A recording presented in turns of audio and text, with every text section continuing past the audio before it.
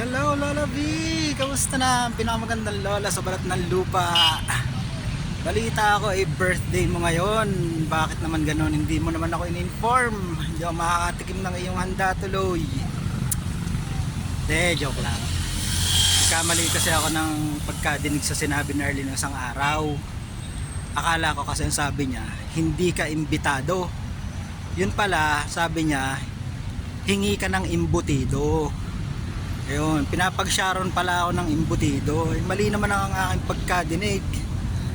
Ay, paano yun? Hindi na ako makaka-attend ng iyong birthday party. Sayang naman.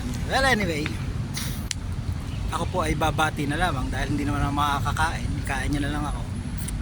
Happy birthday, Lola V. Sa aming pinakamagandang lola sa balat ng lupa. Ako po ay totoong nabe-bless sa inyong buhay at alam ko kasi na kayo ay palaging nanalangin para sa inyong mga anak at mga apo at siguro yun yung reason ni Lord kaya kayo binigyan ng pagkahabang buhay. Biruin nyo, siyam na dekada na, 90 years Lola V. Lola V, the best. Sana marami pa tayong mga isa-celebrate na iyong birthday. At sana sa susunod makatikim na ako ng iyong handa. Magsasharon talaga ako ng lumpia. Yun lang Lola V. Happy birthday po and God bless you.